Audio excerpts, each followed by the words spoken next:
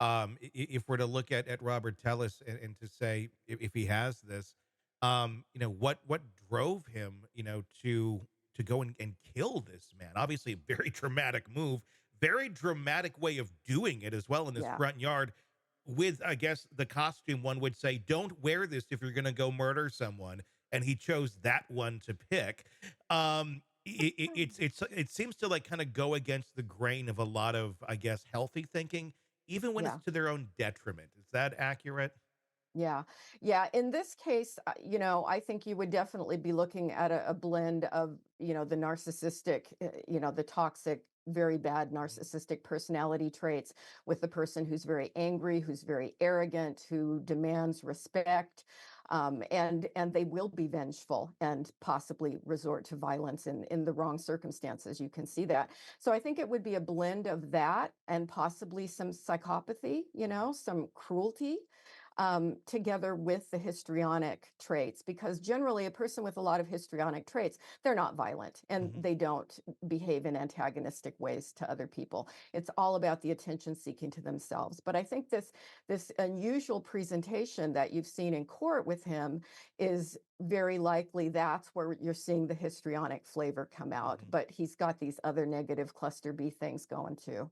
That's why his reactions don't seem to match up to what is being presented. It's very, uh, as I said off the air, it's almost like if you were in high school and you're doing drama, your teacher would say to Robert Tellis, "Okay, you're on the right track there. Tone it down a little bit because it's too over the top with your physical Yeah. reactions." Yeah. Is there ever like with someone who has this and they're seeking out attention? I get it. They're getting that dopamine hit and they're loving that. But is it ever something that tones down in life with someone with this disorder? Is there ever a point where, look, you're not getting the attention you want, or you've got enough negative reinforcement because you're always over the top on this?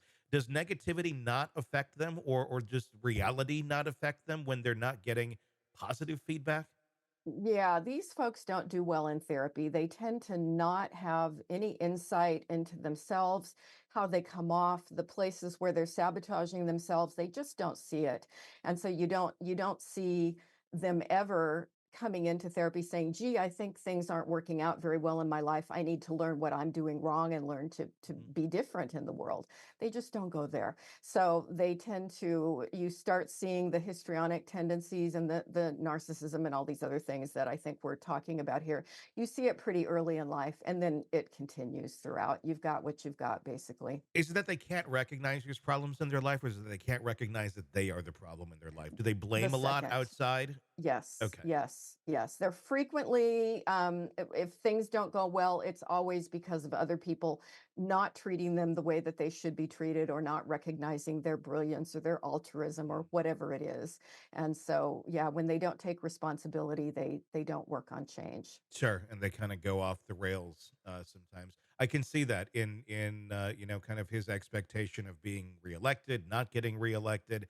His reelection video was bizarre in itself. It's is it kind of I have an assumption that the world is going to think I am as grand as I think I am, and the world is just wrong if they don't agree with that? And they get really surprised Mhm. at, not getting the accolades and not getting the positive attention that they always think they should get. Yeah. And sometimes, as I said, this has to do with they did get a lot Mhm. of positive attention for being the way they are when they were little kids, and it Yeah. just doesn't carry on into adulthood the same It's way that they think it should. a lot of people kind of break themselves of that, as you grow older and you get more mature and you realize that the world doesn't revolve around you. Why is it? I mean, that some people, is it just the brain chemistry that some of us have the connections to go, okay, the world doesn't revolve around me, not the cutest thing in the world once you reach a certain age and you get a little older. A lot of us grow Yeah. out of that, but some of these Yeah. people don't seem to do that. No, no, and that's when we get into not knowing enough about the brain. And we do know that certainly, because it's been studied a lot with psychopaths, there are structural and functional differences in the brain. We haven't had that degree of study with everybody who's got a bit of an odd personality. Mhm. But I think someday we keep moving forward with science, we'll be able to say, aha, there is a prefrontal cortex different here with this Yeah. one. Now, can we do anything about it? Probably not, but we'll at least be better at understanding why Mhm. some people just seem to come out of the chute different, Yeah. and then they stay different, no matter what kind of life upbringing they have, they're just different. When we're able to identify that sort of thing, like in a brain scan, I mean, would that be beneficial at earlier in life? Are these things? Can you see these things in children, like versus a fully developed brain? Like, if you saw this in a child and they had these sort of traits, would that put a little more weight on, okay, maybe we should rear this child this way rather than that way because of their genetic makeup, how they are physically formed, and maybe this style of learning or this style of nurturing them to grow into a healthy adult would be better than this or that. Is that something that could be done if we were to take the steps to do it? It certainly can't be done now. If we're looking into the distant future, Mhm. could it be done? Would it be done? Should it be done? I mean, I love science experiments. Mhm. I'm always thinking, Yeah. if we took this kid and put them in that environment, what would we get? Yeah. How would it be different?